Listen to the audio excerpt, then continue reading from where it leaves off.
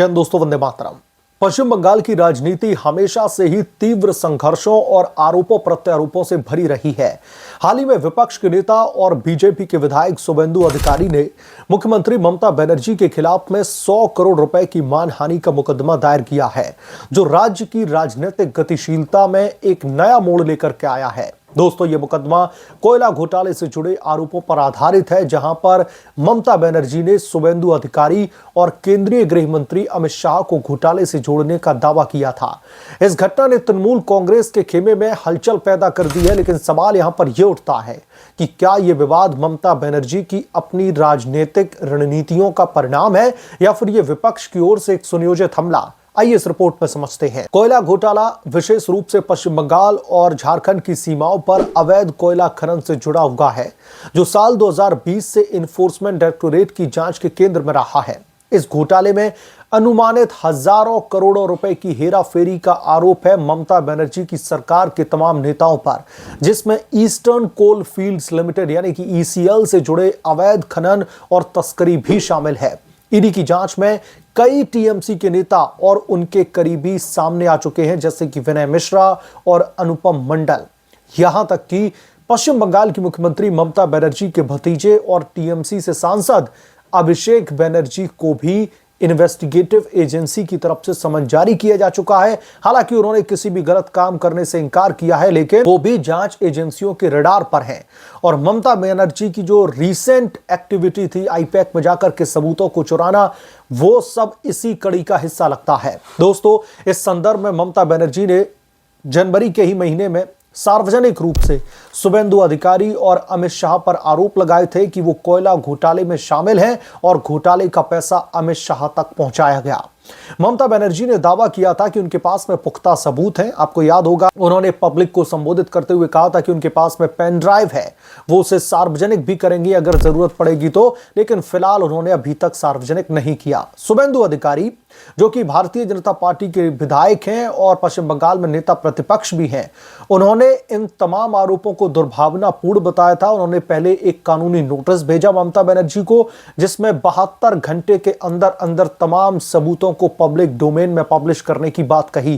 कोई न जवाब मिलने के बाद में अब दोस्तों उन्होंने अलीपुर की कोर्ट में 100 करोड़ रुपए की मानहानि का मुकदमा ममता बनर्जी के खिलाफ में दायर कर दिया है। शुभेंदु अधिकारी ने सोशल मीडिया पर यह कहा है कि वो इस मानहानि के मुकदमे के पैसों को चैरिटी में दान करेंगे और यह कदम ममता बनर्जी की धोखाधड़ी वाली हरकतों के खिलाफ में है। दोस्तों, इस मुकदमे ने टीएमसी में हलचल पैदा कर दी है, क्योंकि ये न केवल व्यक्तिगत आरोप हैं बल्कि राज्य की सत्ताधारी पार्टी की विश्वसनीयता पर भी सवाल खड़े करता है। शुभेंदु अधिकारी का तर्क है कि ममता बनर्जी के आरोप पूरी तरीके से बेबुनियाद हैं और उनकी राजनीतिक स्थिति कमजोर होने के कारण ये गंभीर आरोप उनकी तरफ से लगाए जा रहे हैं, क्योंकि इस घोटाले में ममता बनर्जी के कई खास नेताओं के ऊपर गाज गिरने वाली है। पश्चिम बंगाल में टीएमसी की सरकार पर भ्रष्टाचार के दोस्तों कई आरोप लग चुके हैं, जैसे कि स्कूल भर्ती घोटाला, शारदा चिट फंड स्कैम, जहां पर टीएमसी के कई नेता जेल भी जा चुके हैं। कोयला घोटाले में शुभेंदु अधिकारी का दावा है कि ममता बनर्जी खुद को और अपने करीबियों को बचाने की कोशिश में फंसी रही हैं। उदाहरण के लिए ईडी की जांच में टीएमसी से जुड़े कई लोगों के नाम आने से ममता बनर्जी की छवि पर गहरा असर पड़ रहा है और उनके द्वारा शुभेंदु अधिकारी के ऊपर पलटवार करना एक तरीके से ये कह रही है पूरी तरीके से एक पॉलिटिकल स्टंट था, जिसमें उन्होंने शुभेंदु अधिकारी और केंद्रीय गृह मंत्री अमित शाह को लपेटने की कोशिश की। बीजेपी का कहना है कि ममता बनर्जी की सरकार जांच एजेंसियों पर हमला करके घोटालेबाजों को संरक्षण दे रही है, जो उनके लिए अब गले की फांस बन रहा है। यह राजनीतिक जाल दोस्तों इसलिए कहा जा सकता है क्योंकि ममता बनर्जी की रणनीति केंद्र सरकार पर आरोप लगाना अब अदालतों में चुनौती का सामना कर रही है।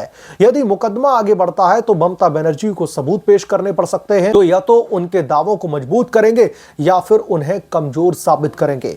ममता बनर्जी और टीएमसी का दोस्तों दावा है कि कोयला घोटाले की जांच केंद्र सरकार के द्वारा प्रायोजित एक कदम है, जिसका उद्देश्य पश्चिम बंगाल की सरकार को अस्थिर करना है। ममता बनर्जी ने दोस्तों कई बार कहा है कि ईडी और सीबीआई जैसी केंद्रीय एजेंसियां भारतीय जनता पार्टी के इशारे पर काम कर रही हैं। उदाहरण के तौर पर ईडी ने आईपैक यानी कि इंडियन पॉलिटिकल एक्शन कमेटी के एक अधिकारी पर छापेमारी के दौरान ममता बनर्जी पर आरोप लगाया कि उन्होंने बेहद ही महत्वपूर्ण सबूत वहां से चुरा लिए हैं या फिर यूं कह लीजिए कि छीन लिए हैं ईडी के अधिकारियों से। और टीएमसी का यह कहना है कि यह जांच राजनीतिक प्रतिशोध है। वैसे जब भी किसी भी नेता के खिलाफ में या फिर किसी भी घोटाले में जांच शुरू होती है तो पहले उसमें राजनीतिक प्रतिशोध इन लोगों को दिखाई देने लगता है।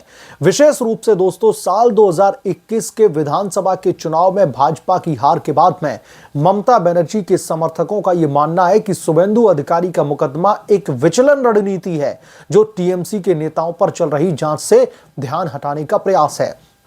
अभिषेक बनर्जी ने भी यही कहा है कि केंद्र सरकार राज्य की स्वायत्तता पर हमला करने की कोशिश कर रही है। इस दृष्टिकोण से दोस्तों ममता बनर्जी घोटालेबाजों को नहीं बचा रही बल्कि संघीय ढांचे की रक्षा करने का दावा कर रही है। ऐसा आम जनता को लग सकता है क्योंकि ममता बनर्जी के जो उसकी तरफ से जो बयान आ रहे हैं, टीएमसी की जो पार्टी लाइन है उससे बहुत सारे लोगों को भ्रमित करने की कोशिश की जा रही है। हालांकि विपक्षी आरोप है कि टीएमसी जांच में बिल्कुल भी सहयोग नहीं कर रही है जो घोटाले के आरोपियों को अप्रत्यक्ष रूप से लाभ पहुंचा सकता है। यह विवाद पश्चिम बंगाल की राजनीति को और भी ज्यादा ध्रुवीकृत कर रहा है। एक और टीएमसी इसे केंद्र की साजिश बता रही है जबकि भारतीय जनता पार्टी इसे भ्रष्टाचार के खिलाफ में लड़ाई के रूप में पेश कर रही है। लोकसभा के चुनावों के करीब आते हुए वो तो 2029 तक है, ऐसे मुकदमे मतदाताओं की धारणा प्रभावित कर सकते हैं। और पश्चिम बंगाल में जो ममता बनर्जी जो 2026 के ही विधानसभा के चुनाव को लेकर के जो अपनी रणनीति बना रही थी उस रणनीति पर एक ये बहुत बड़ा बट्टा लगने वाला है क्योंकि ममता बनर्जी कोयला घोटाले से कितनी भी दूर अपने आप को रख लें, उनके भतीजे अभिषेक बनर्जी को भेजे गए समन, उनके भतीजे पर लगाए गए तमाम आरोप और उसके बाद में जब आईपैक में 2000 समथिंग करोड़ रुपए के घोटाले के तहत जो है तमाम डॉक्यूमेंट्स को लेकर के और जो हवाला कैश की बात कही गई ईडी की तरफ से सुप्रीम कोर्ट में भी उस बाबत जब आईपैक के दफ्तर पर और आईपैक के डायरेक्टर के घर पर जब रेड मारी जाती है तमाम दस्तावेजों को लेकर के, तो ममता बनर्जी जिस तरीके से बीच जांच में आकर के बाधा डालती हैं, ममता बनर्जी खुद उन तमाम दस्तावेजों को लेकर के वहां से रफू चक्कर होती हैं। उसके बाद में कोयला घोटाले से टीएमसी के तमाम नेताओं के तार और भी ज्यादा मजबूत होने के कहीं ना कहीं लोगों के मन में और राजनीतिक गलियारों में तमाम स्पेकुलेशंस लगाए जा रहे हैं कि ममता बनर्जी को आखिरकार ऐसा क्या छिपाना था उन तमाम दस्तावेजों से जो उन्हें अपने घर से निकल करके वहां की पुलिस और पूरे दल बल के साथ में जाकर के ईडी की जांच में बाधा डालनी पड़ती है। ईडी की जांच से जो है तमाम दस्तावेजों को छीनना पड़ता है और वहां से चली जाती हैं। और वो हरे रंग की फाइल तो सब लोगों ने अच्छी तरीके से देखी होगी कि कैसे वो हरे रंग की फाइल ममता बनर्जी ने और उसके अलावा और भी तमाम दस्तावेजों को उठा करके जो है उनकी काफिले की गाड़ी में डाल दिया जाता है।